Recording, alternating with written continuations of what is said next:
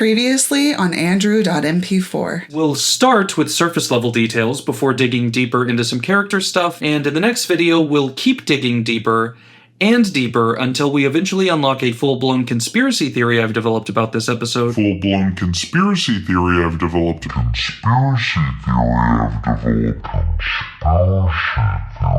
Complete with this, aluminum foil hat I made back when I was still optimistic that this video would be shorter than the episode of TV it's covering, so, yeah. Chapter 3, Blue Jean. Now that we understand how the competition unfolds and why the various contestants either succeed or fail, let's turn our attention to the other protagonist of Best Burger. What's so hard to understand about? I saw the black garlic, but then I saw my spatula back scratcher, and when I reached for it, your black garlic got smeared all over my belly. Oh my god. As we discussed in part 1, Jean isn't exactly the most reliable of the Belcher kids, and this is but one of many reasons why, out of the three of them, he's usually the one Bob has the most trouble connecting with. He'll introduce his oldest daughter Tina to rites of passage he experienced in his own youth, like attending a Rocky Horror-esque movie screening or getting impromptu driving lessons, and the connection between Bob and Louise is the subject of numerous episodes, from Hawk and Chick to Late Afternoon in the Garden of Bob and Louise, and the centerpiece of the show's 100th episode is a fantastical duet between the two that exemplifies their comparable anxieties and imaginations. Bob's relationship with Jean, meanwhile, often looks like this. Okay, I'm taking this. Give it to me. No! Ow! Stop it, Gene! That time I aimed at your face. All right, how about this? You're a bad boy! It stinks in here! Bob! Gene, look at yourselves! There are plenty of episodes that explore a more peaceful side to Bob and Jean's relationship, and there are some that even end with them growing closer and learning to better understand each other, but that's not quite what Best Burger is doing, at least not in the same way, and in order to understand what it's doing differently and why it's so unique, we need to look at how the episode is structured. A standard episode of Bob's Burgers, and really any TV show, will take the larger ensemble of main characters and break them off into discrete plot lines. For those of you who've seen my video on the commercialization of the Saw movies, this might look and sound a little familiar, and that's because it is. Whether intentional or not, that first run of Saw sequels more or less employed the same basic plot structure as a weekly television show. And while I'm skeptical of this as a strategy for a yearly theatrical horror franchise, it's a really great way to structure a sitcom, which is all about creating a sense of familiarity. But that's not what Best Burger is doing at all. Here we have the singular overarching A story of Bob trying to win the competition that breaks off into two smaller and separate B and C stories. And it's not until the end, after Jean's made his climactic run through the food festival, that the B and C stories reconverge into the A story, which takes us through to the episode's conclusion. So while other Bob and Jean episodes revolve around the two of them either butting heads or learning to occupy the same space together, Best Burger separates them and puts them on different yet complementary journeys. As we discussed in part 1, Bob's story is that of an underdog, a working-class David facing off against a rich and famous Goliath. Jean's story has elements of this, especially once Ray from Fig Jam enters the mix, but his story is ultimately about something else entirely. And in order to understand what that is and why it matters, it's time at last that we talk about Mickey and Manny. Chapter 4, Gladiator 2. In part 1, I told you that Mickey is driving a pedicab in this episode, but what I didn't mention is that's not his normal job.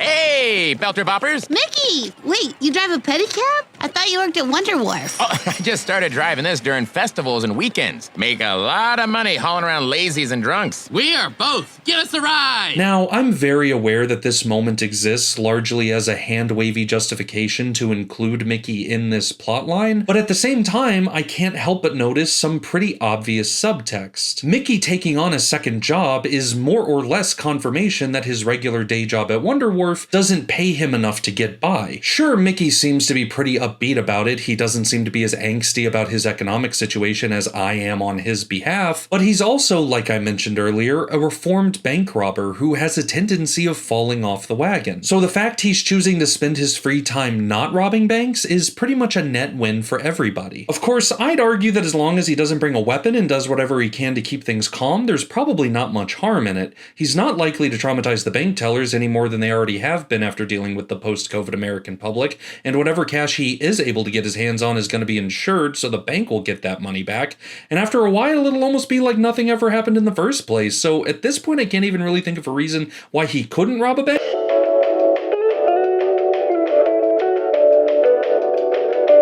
The point is, I think it's bullshit that Mickey has to have a second job. He's a flawed man who's done the wrong things in the past, but 1, he's paid his debt to society, B, he's genuinely trying to do better, and 3, he deserves to live a life of basic comfort and dignity the way every human being does, especially when his boss is this fucking guy who could absolutely afford to pay his employees a living wage. I'm still just talking about a cartoon, of course. None of this applies to the real world. Mickey's whole pedicab job is made all the more frustrating the moment Manny swoops in trying to steal the fare. These two guys are in the exact same situation, and yet they've been fooled into fighting each other for customers rather than fighting back against the system that put them in this situation to begin with. They're honestly not that dissimilar from Roman gladiators, victims from the lower classes forced to do battle, even down to the quasi-chariot race at the episode's climax. The biggest difference between the two, in my view, is that the gladiators back then at least had the benefit of knowing that what they were fighting for was their own survival. Like, just look at how Ray gets his pedicab ride from Manny. Stop! Oh, there, cowboy! I will give you $20 if you catch up to that pedicab. Wait, what? You mean that spaghetti-legged fare thief? Yes. Oh, baby. Mickey, you are going down. Okay. Let's get him! This is a purely transactional relationship, the gears of capitalism clicking into place as intended. Ray is a member of the ruling class. He owns a high-end food market where a candy bar costs $13, and he can leave that market completely unattended without consequence. So he naturally appeals to Manny, a member of the working class, by blocking his path forward, nearly creating a collision that could have gotten everyone injured, exploiting Manny's pre-existing rivalry with Mickey, and of course throwing $20 around like it's nothing. Meanwhile, for the Belchers, who like Manny are members of the working class, $20 looks more like this. Tina, listen to me. Go to your mom's bra drawer and find the cash she thinks is secret. There's no money in there. There's no money. Take $20 and go to that specialty food market on 3rd, Fig Jam. And when Gene gives that money away to the boy on a skateboard, that's it. Money gone, no do-overs. If they want to help their dad win the competition, if they want their day off, the only real option left is to steal the black garlic. And since the kids don't have money to throw around like Ray does, how is it that they end up getting their pedicab ride from Mickey? Hey, kids! Hey! Hi, Ron. Hey, move over, buddy.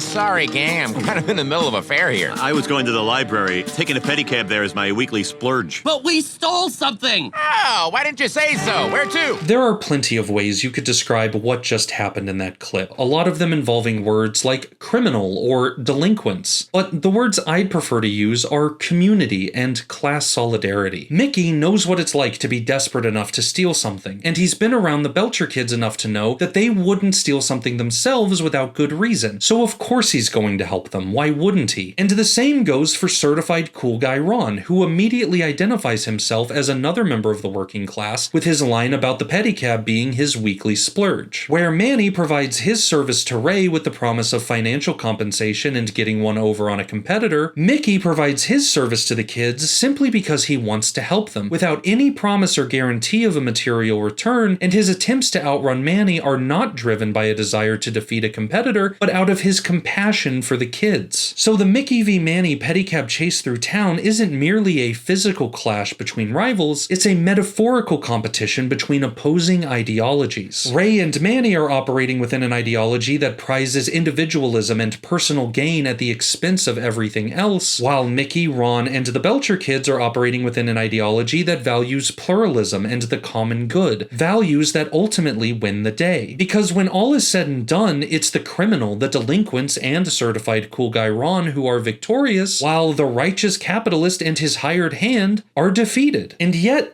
Interestingly, in their final exchange of the episode, neither Mickey nor Manny seem to be all that upset with how things played out. That's a mean pedicab out there, Wookie. You got the legs of a mouse, but the heart of a lion. My uncle's got the heart of a lion. He got it in Thailand. Thailand, huh? Yeah. They got nice ties in Thailand? I love you, Manny. At first glance, Mickey and Manny seem like a fun but ultimately inconsequential addition to Best Burger. But thematically, they tie the whole episode together. Because yes, it's funny that these two end up connecting as quickly as they do, that's obviously the joke, but consider how they get to that joke. The thing that opens the door to the possibility of these two guys connecting at all. Manny admits he was wrong. And I'm sorry, that sounds really familiar. Where have I heard that before? Oh, right, it's the exact thing we said Bob and Jimmy Pesto couldn't do for each other in part 1. Because you see, Bob and Jimmy may be foils to each other, but in Best Burger, Mickey and Manny serve as a combined foil to the pair of them. For example, Bob and Mickey are both trying something new in this episode. Bob has entered the competition, and Mickey is driving a pedicab. But their attitudes toward these new endeavors could not be more different. Bob faces the competition as a mess of anxiety, dread, and self-doubt, while Mickey approaches pedicab driving with optimism, curiosity, and a sense of joy, even when he's faced with conflict. And at no point during the pedicab chase does Mickey ever doubt himself. He just keeps pedaling. Compare this to Bob, who,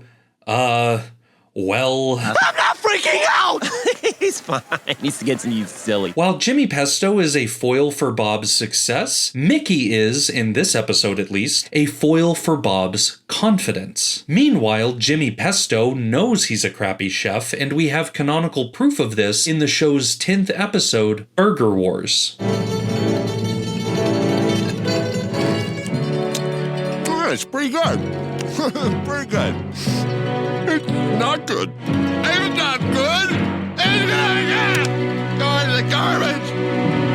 As commenter Verdiak explains, the fact that Bob is the superior chef eats Jimmy up inside, and it, quote, explains why Jimmy puts so much effort into antagonizing Bob, always bragging about how he's more successful. Deep down, he knows he doesn't deserve his success, unquote. Contrast this with Manny, who's a good enough pedicab driver that he actually respects Mickey for outrunning him. He doesn't need to resent or antagonize Mickey because he now understands that they're equals, worthy of each other's respect. So, where Bob is a foil for Jimmy Pesto's talent, Manny is, in this episode, a foil for Jimmy's humility and authenticity. And as another point of comparison, Mickey and Manny, unlike Bob and Jimmy, realize that just because they're forced to compete over resources doesn't mean they have to hate each other. Mickey and Manny are everything Bob and Jimmy can never and will never be, and we can see just how far apart these duos are from each other by looking at where they are physically located at the episode's conclusion, on opposite sides of the festival from each other. This is where the story of Mickey and Manny becomes integral to that of Jeans, who, yes, is an underdog in this episode like Bob, but his actual arc of change is that of a Bildungsroman, or a coming-of-age tale, wherein a character takes their first metaphorical steps out of childhood and into adulthood. And part of the fundamental brilliance of Best Burger to me is that it makes these metaphorical steps literal through Jean's sprint across the food festival. Mickey and Manny are placed where Jean must start from, representing an idealized version of the world where people generally get along, money doesn't get in the way of relationships, and Jeaning out is a wholesome quirk, while Bob and Jimmy are placed at Jean's destination, representing a more nihilistic reality where people are bullied and humiliated for sport, money is the primary reason anyone does anything, and where a lack of self-awareness can be your undoing. These characters exist at opposite ends of a spectrum, and Jean's gauntlet through the food festival, his trial by fire of self-control, is a race across that spectrum and toward a more mature version of himself, one that's more capable of facing the real world. Jean doesn't just run past a bunch of crazy food he wants to eat, he experiences a rite of passage. A rite of passage that demands he leave a piece of himself behind. The piece that wants to give in without question to instant gratification. If he ever wants to prove to his family and to himself that he can be relied upon for more than just a well-timed fart joke, Come and get it.